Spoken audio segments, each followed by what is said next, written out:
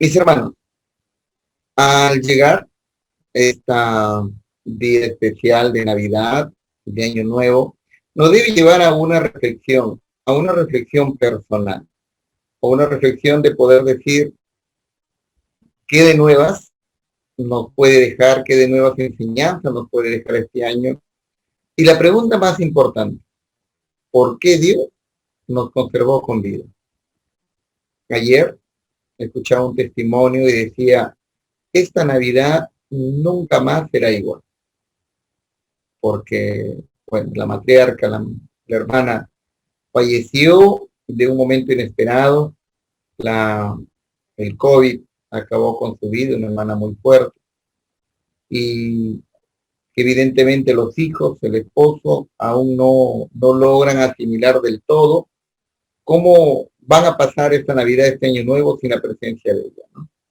Una hermana muy, muy joven.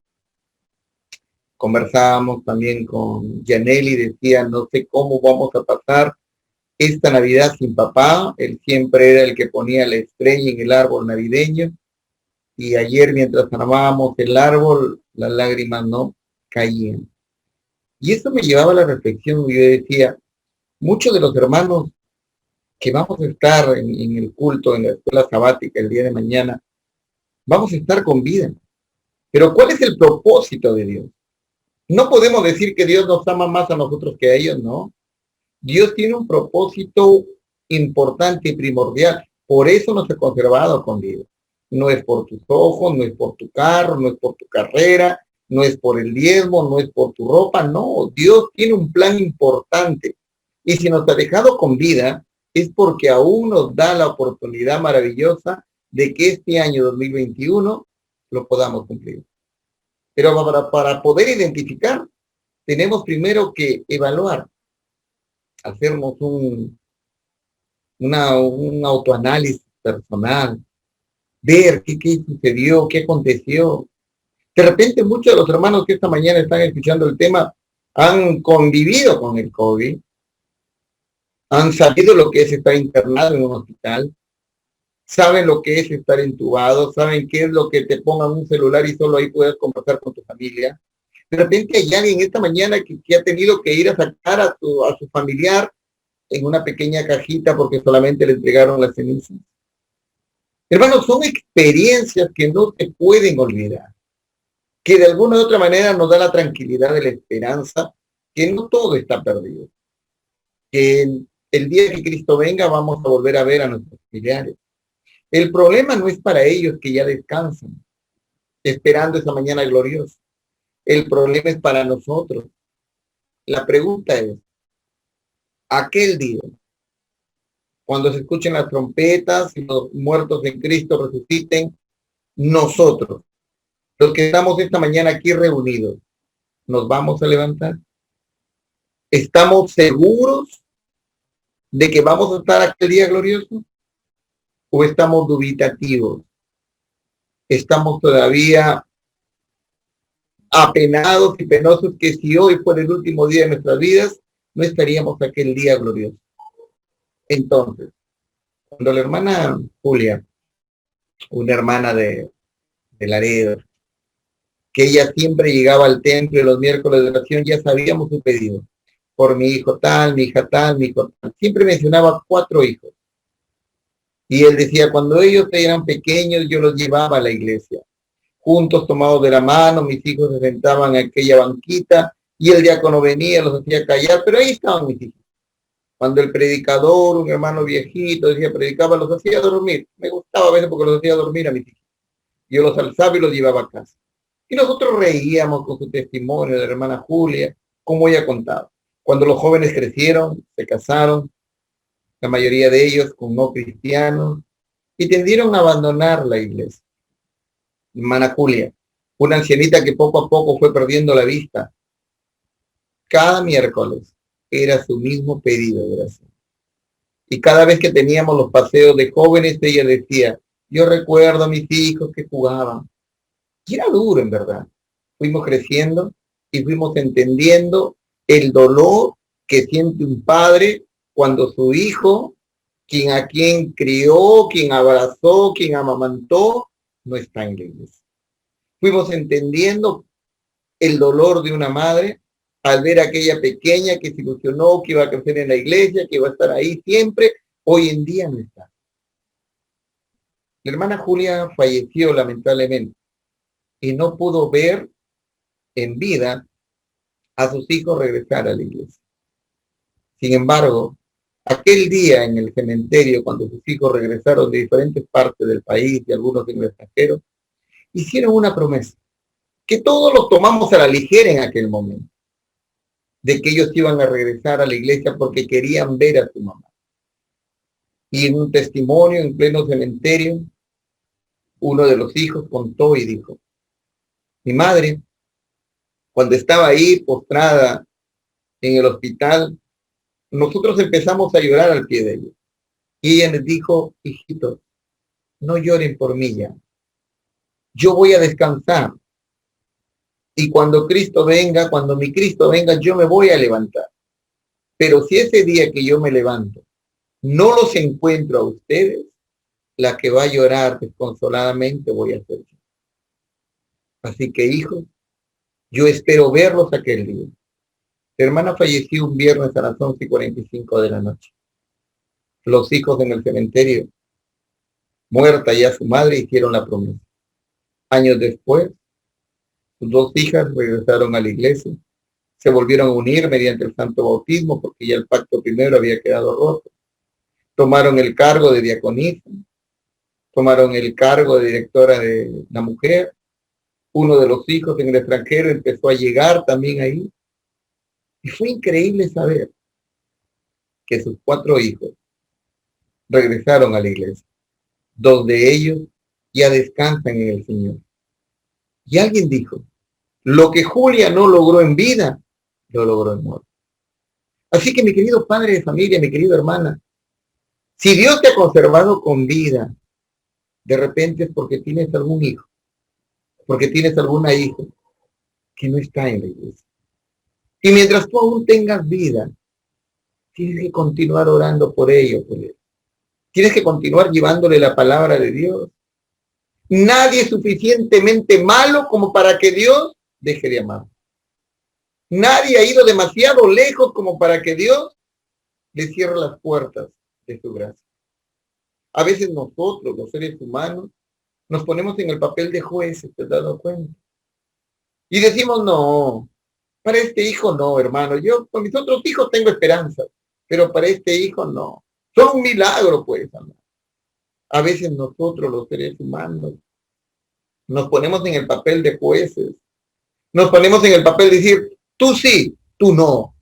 Pero si esta mañana estoy hablando para algún padre, alguna madre, que está sufriendo ahí en su corazón porque su hijo, su hija no está en la iglesia, Dios te ha conservado con vida este año. Has pasado una pandemia terrible que ha llevado al descanso a gente que ni esperábamos. ¿Sabes por qué? Tú has superado ello porque Dios tiene un plan maravilloso para tu vida. ¿Y cuál es el plan? Que logres rescatar, logres unir esfuerzos al de Dios para volver a traer a casa a aquellos que lo necesitan. Es por eso, mi hermano, que esta mañana vamos a abrir las escrituras en el libro de Juan capítulo 21. Capítulo 21. Pero ahí cerramos los ojitos y oramos. Amoroso Padre, Señor, te damos gracias porque usted, oh Dios, nos da la vida. Porque cuando miramos, Señor, hacia atrás y vemos algunos hermanos fallecidos, familiares que ya descansan, Señor, nos quedamos pensando y reflexionamos y decimos: ¿por qué nos conservaste con vida, Señor? Si somos personas pecadoras, si somos gente tan mala, si te traicionamos, te hacemos quedar mal, no una vez, sino muchas veces. ¿Qué hay de bueno en nosotros, Señor, para que usted nos conserve con vida, oh Dios? Y nos damos cuenta, oh Padre, que usted no ha perdido la fe en nosotros. Es por ello que a través de sus escrituras, Señor, queremos hacer un voto esta mañana, Señor. Queremos terminar el sermón respondiendo a un llamado tuyo, Dios. Que lo que nos quede de vida de aquí en adelante, Señor, lo vamos a emplear en tu causa. Y si hubiera algún hermano, algún joven esta mañana, Señor, que estamos caminando por el camino, Señor, equivocado, nos estamos continuando yendo por donde no debemos ir, Señor, y usted nos ha conservado con vida, ayúdanos, Señor, a tomar decisiones firmes y entender que en este momento podríamos estar, Señor, en un cementerio, podríamos estar en un hospital, Señor, con unos tubos colocándonos oxígeno, o de repente con una vida artificial, pero esto no ha sido así, Señor. Y estamos con vida. Ayuda a entender a los jóvenes, Señor, que la juventud pasa rápido. Sin darnos cuenta ya somos adultos, sin darnos cuenta ya somos ancianos. Y sin darnos cuenta ya esperamos, Señor, aquel día glorioso de tu venida. Padre, permite que a través de tus escrituras podamos entender tu amor, podamos entender, Señor, la oportunidad que usted nos da y que sobre todo no la desperdiciemos. En el nombre de Jesús. Amén.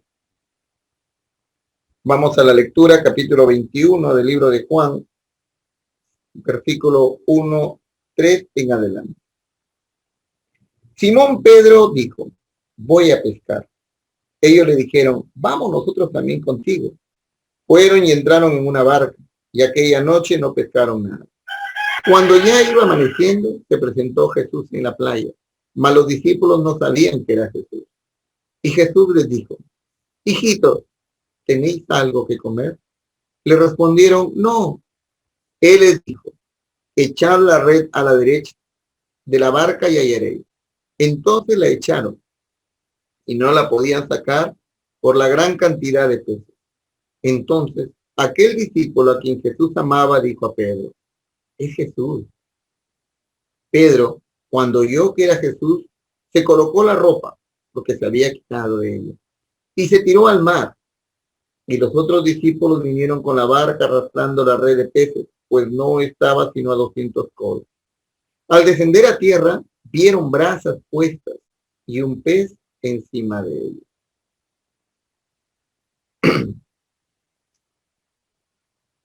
Hermanos, nosotros recordamos la historia de Jesús cuando él empezó a seleccionar a sus discípulos, 11 de ellos, Jesús empezó a llamar. La hermana Elena dice que Judas levantó la mano, Jesucristo lo llamó, pero el resto Jesucristo llamó uno a uno.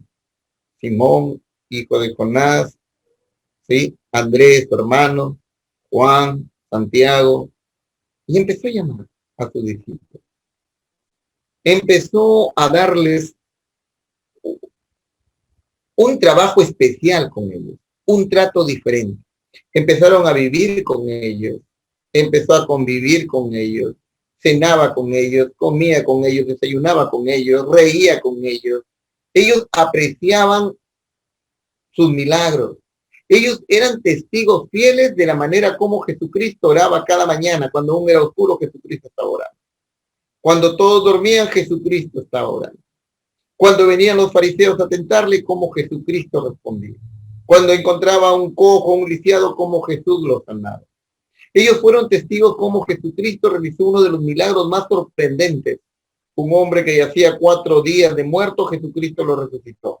Una niña que llevaba más de 24 horas muerto, Jesucristo lo levantó. Un joven allí en la ciudad de Naín que llevaba más de 2 días muerto, Jesús lo levantó. Jesucristo empezó a adoctrinarlos, a enseñarles, no solamente con la letra, sino también con el ejemplo. Este grupo de jóvenes, de personas, de humanos, de seres, personas conscientes, porque ellos serían los encargados de transmitir el evangelio cuando Jesucristo no estaba. Jesucristo depositó la confianza en este puñado de hombres, en este grupo de hombres, y les preparó de la mejor manera. Por eso se llamaron discípulos, del griego discipular, enseñar, redarguir, corregir. Jesucristo no solo era su maestro, era su mentor, era su guía, era todo para ellos. Jesucristo confió plenamente y entre ellos siempre había uno que destacaba, y ustedes lo conocen, el famoso apóstol Pedro. Hay alguien con su micrófono encendido.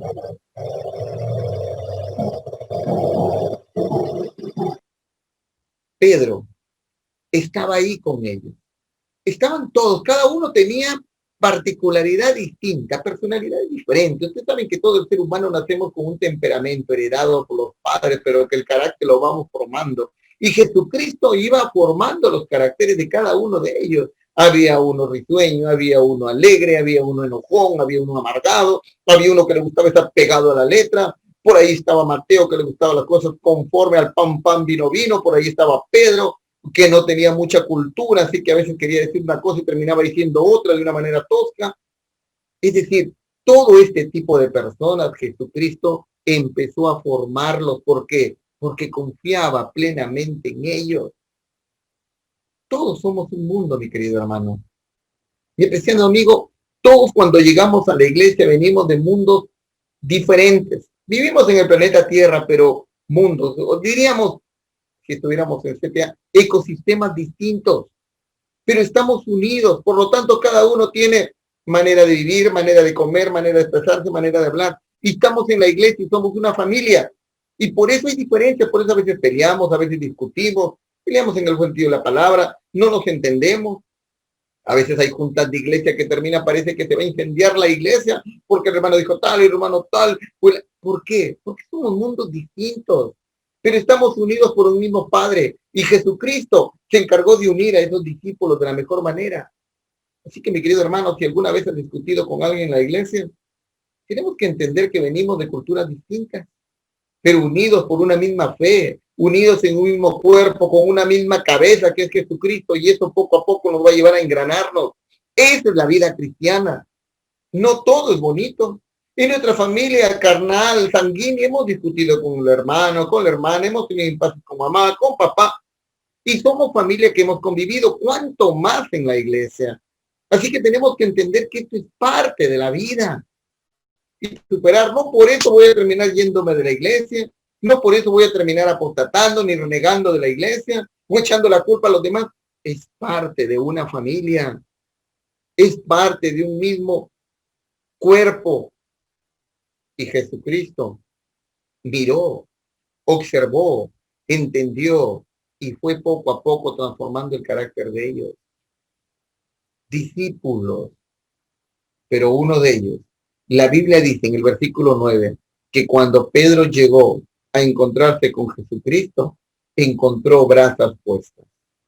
Mi hermano, es interesante darnos cuenta que Jesús nunca hacía las cosas por hacer o al azar. Cada cosa, cada detalle tenía un porqué. Es por eso que Jesucristo siempre utilizaba la naturaleza, los acontecimientos, para darnos ejemplo, para darnos lecciones en la vida. ¿Qué había hecho Pedro con los discípulos después de que Jesús murió? Dice que regresaron a la pesca. Jesucristo, cuando los sacó del mar, les dijo: desde ahora seréis pescadores de hombres. Dejad ahí las redes, porque esto ya pasó. Ahora empieza una nueva etapa en tu vida. Vas a ser pescador de hombres, vas a ser mi discípulo, vas a tener el trabajo de evangelizar al mundo. Cierra ya este capítulo en tu vida. Pero increíblemente, cuando Jesucristo muere, ellos vuelven a hacer lo que no habían hecho durante esos 3 años y medio: volver a pescar. Si alguna vez subieron a la barca, fue para usarlo como un medio de transporte, pero más no como pesca. Porque Jesucristo había dicho: no lo volverás a hacer ya, porque ahora tienes otro plan, ahora tengo otro plan para tu vida. Pero cuando Jesús es apresado aquella noche en el Getsemaní, todos corrieron esparcidos, ¿recuerdas? Y Pedro iba detrás. Pero todos los discípulos corrieron. Judas fue y se ahorcó. Pedro lo siguió a Jesucristo escondido y el resto corrió. Aquel día, aquella tarde, clavado en la cruz del Calvario, Jesucristo no tuvo, miró en medio de la multitud y solo encontró a un discípulo, a Juan, al menor de ellos. Estaba ahí, tal vez en su inocencia de joven, estaba ahí, no sabía que si descubrían que era, podía haber muerto y crucificado en ese momento. Ese es lo bueno de un joven, ¿no? Poco avisado y fuerte, por eso la juventud es la puerta de la iglesia. Pero los adultos son la experiencia. Mira Cristo cómo ubica, cómo ordena su iglesia. Y no había Pedro, no estaban los discípulos. Ese grupo de personas que Jesucristo había preparado en el momento más trágico donde más lo necesitaba Jesús, no estuvieron presentes. Evidentemente ellos sintieron que habían fallado a Jesús. que Jesucristo se había equivocado para con ellos. No hay peor cargo de conciencia que la que carga el ser humano de saber que falló. Nadie sabe, pero en el fondo tú sabes que falló. En el fondo tú sabes que te equivocaste. En el fondo tú sabes que actuaste mal. Tú sabes que no debías haber hecho tal cosa, pero lo hiciste. Aunque nadie se enteró, pero tú lo hiciste. Y ese cargo de conciencia es lo que poco a poco nos quita la alegría. Es lo que poco a poco nos envejece. Es lo que poco a poco nos aleja. Mi querido hermano, es necesario comprender que a veces nuestros propios errores son los causantes de nuestra propia muerte espiritual. Y buscamos culpables, pero en realidad el único culpable somos nosotros. Vemos a los discípulos, regresaron a pescar. Vemos a un Judas que convivió con Jesús, pero fue tanto el acontecimiento hecho por él que se olvidó de lo que Cristo había hecho, de lo que Cristo les había dicho, del perdón, del amor, y simplemente se quitó la vida. Como hay muchos hermanos que cuando fallamos nos olvidamos de que Jesucristo es amor, que aunque tengamos que soportar las consecuencias, Jesucristo nos abre las manos y nos perdona, aunque las consecuencias tengamos que vivirlos. Pero hay muchos hermanos que se fueron y que murieron en la fe. Pero hay muchos que están con vida, aunque ya no seamos los mismos, aunque tengamos en nosotros marcados las cicatrices de nuestros errores, aunque tengamos marcados en nuestras caras, en nuestros rostros, las huellas del pecado, que aunque fuimos perdonados, quedan marcados aún en nosotros. Sin embargo, entendimos que en Jesucristo podemos tener una nueva experiencia. Y ahí estaban los discípulos, regresando a su vida anterior, porque sintieron que fallaron. Ellos mismos se juzgaron, ellos mismos se sentenciaron, ellos mismos fueron los jueces.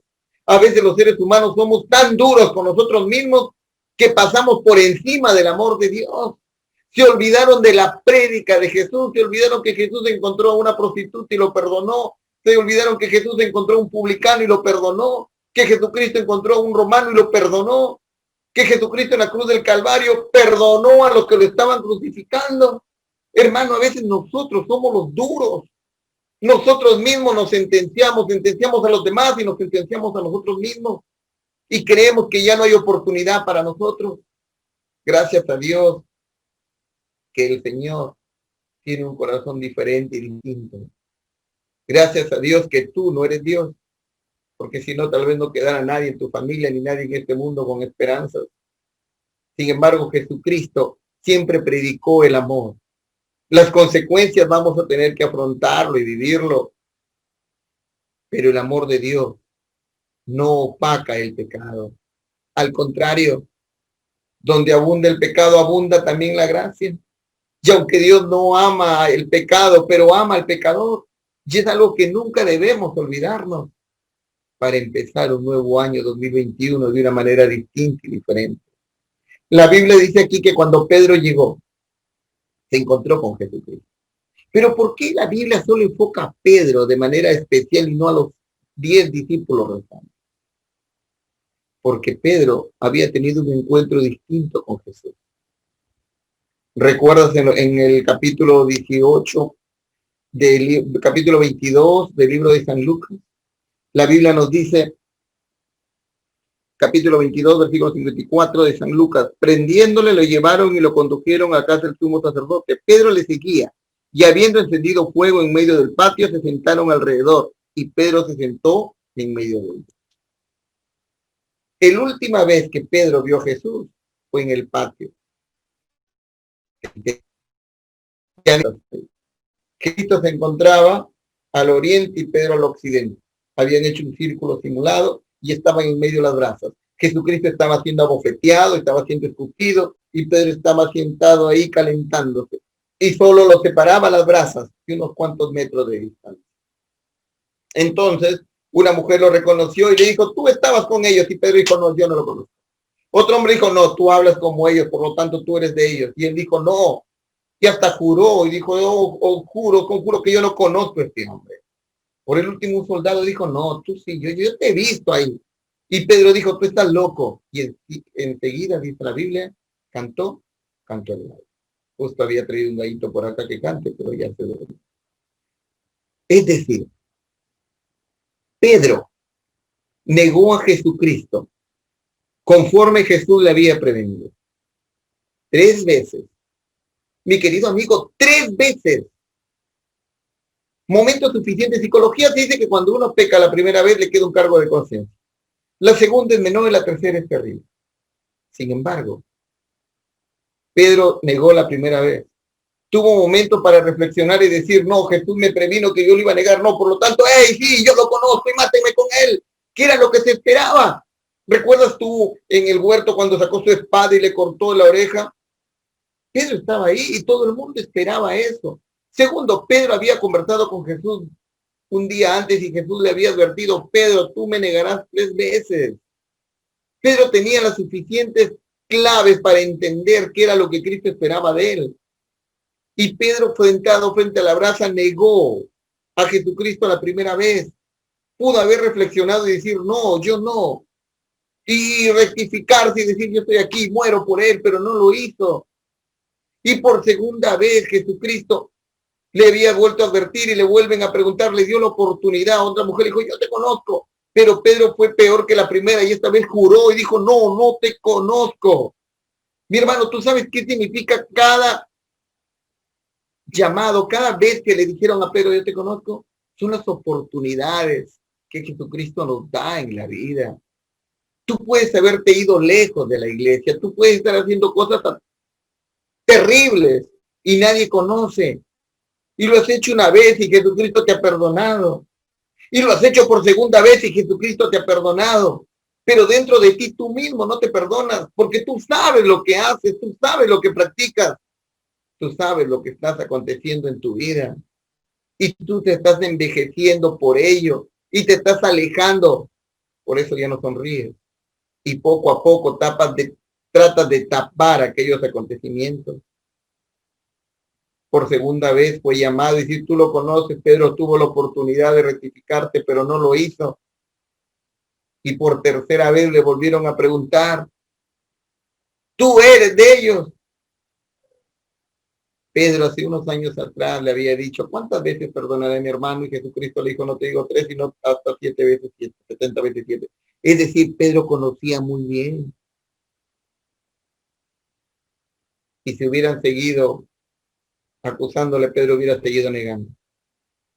Cuando lo negó por tercera vez y el gallo cantó, Pedro levantó la vista. Y la escritora bíblica nos dice que se encontró en medio de las brasas con la vista de Jesucristo. Y Pedro recordó lo que Jesús le había dicho. Pedro recordó y salió y lloró amargamente.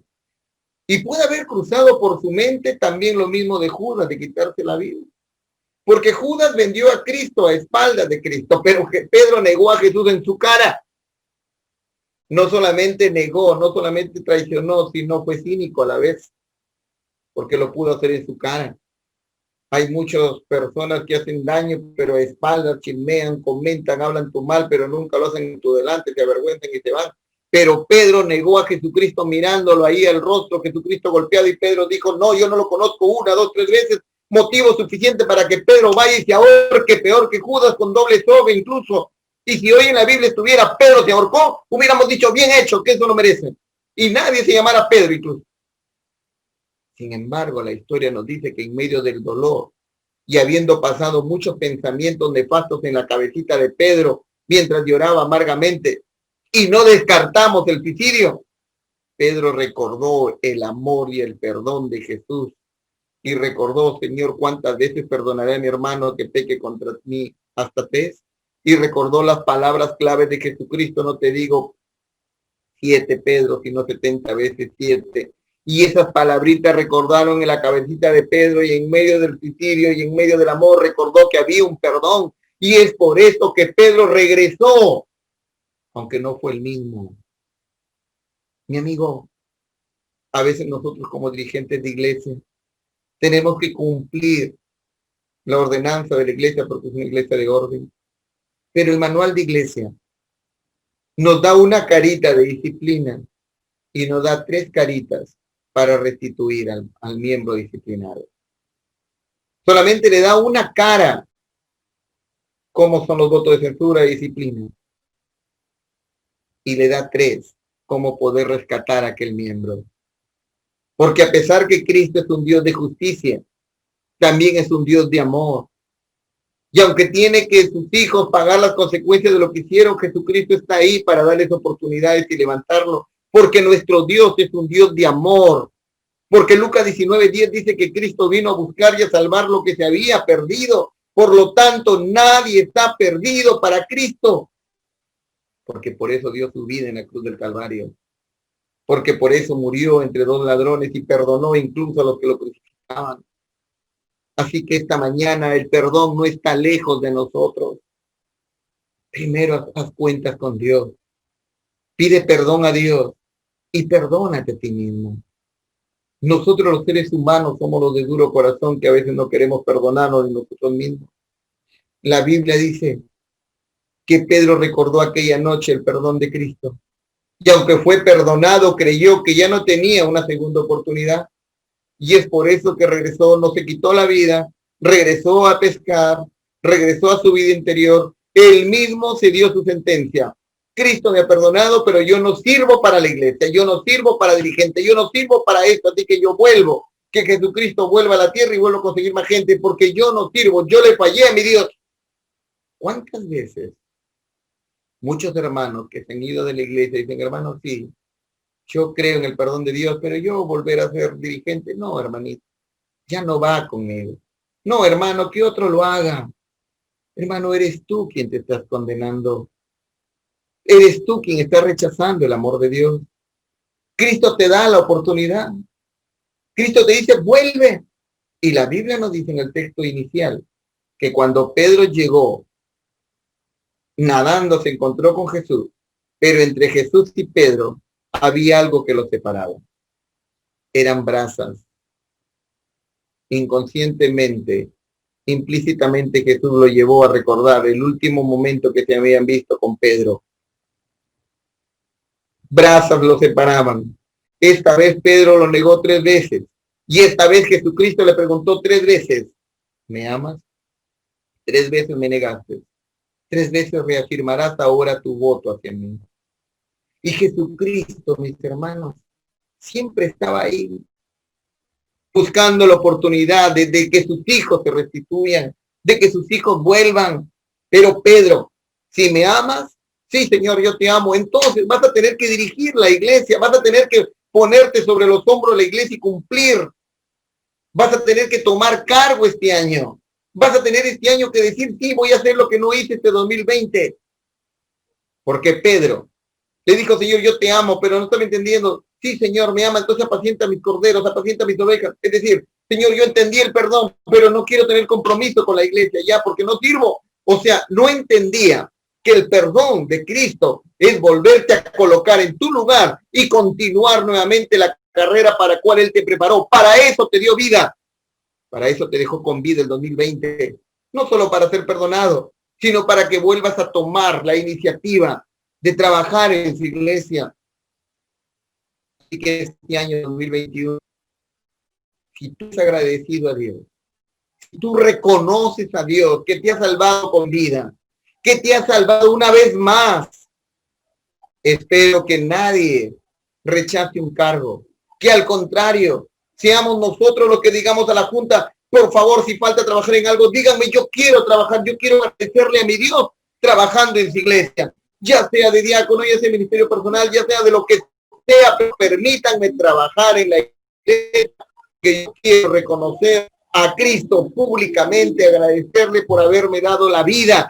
Si es que tú no trabajas en la iglesia, no continúas buscando el evangelio, entonces no has entendido el amor ni el perdón de Dios, ni estás siendo agradecido por Él.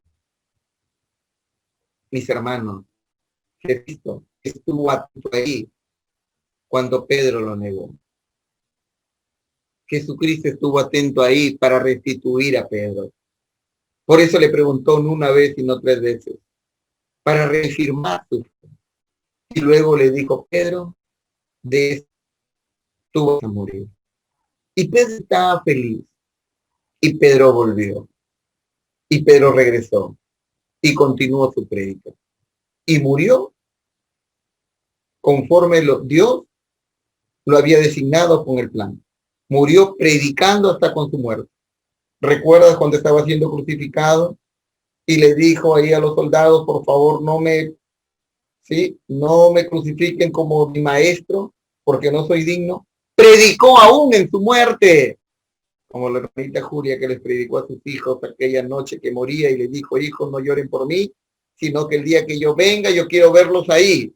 No hay nada más maravilloso que un cristiano predicar aún en el hecho de la muerte, aún en el momento de morir, continuar predicando, y ese debe ser nuestro blanco. Tú como padre, tú como hermano, tú como hijo, hasta el último momento de nuestra vida, en predicar y continuar. La Biblia termina diciendo, cuando Pedro entendió este mensaje, se acercó, escribe esta historia, por cierto. Y Pedro mirándolo le dijo, ¿y qué de él? Se ha interpretado de muchas maneras. Sin embargo, en esta mañana podemos terminar diciendo que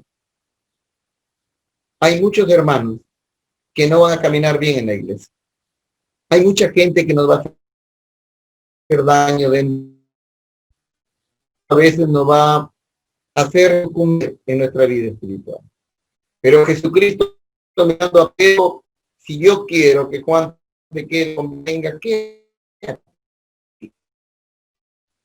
Mi hermano, tú estás siendo perdonado por Cristo, no por, ni por el pastor. Dios este 2020 no te lo ha dado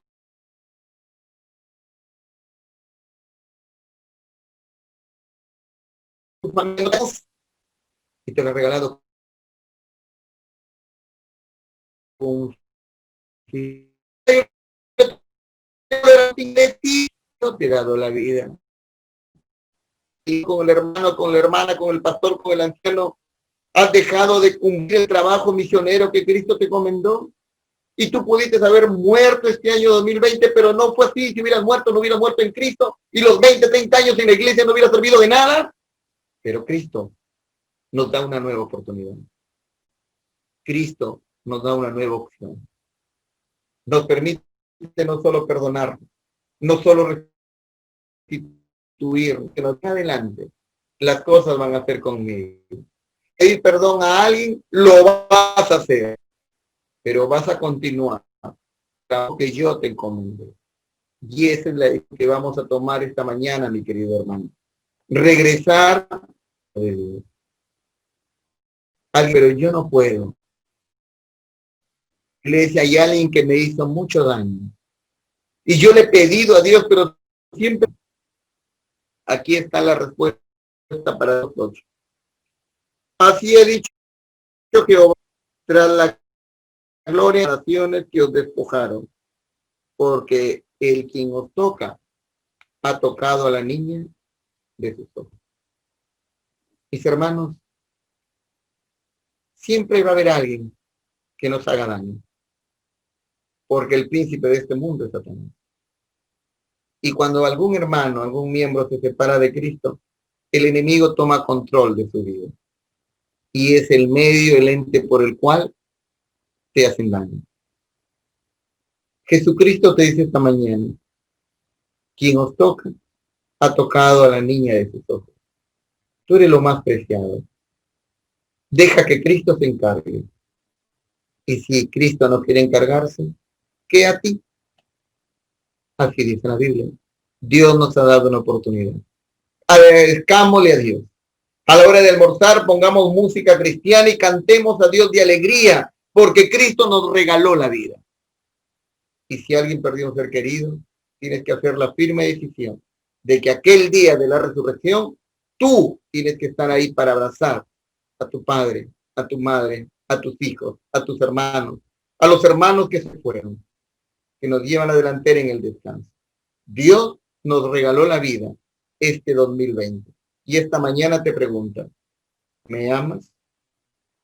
¿Realmente me amas? Tú tienes la respuesta. Que Dios te bendiga y que este 2021 empiece de la mejor manera. Amén.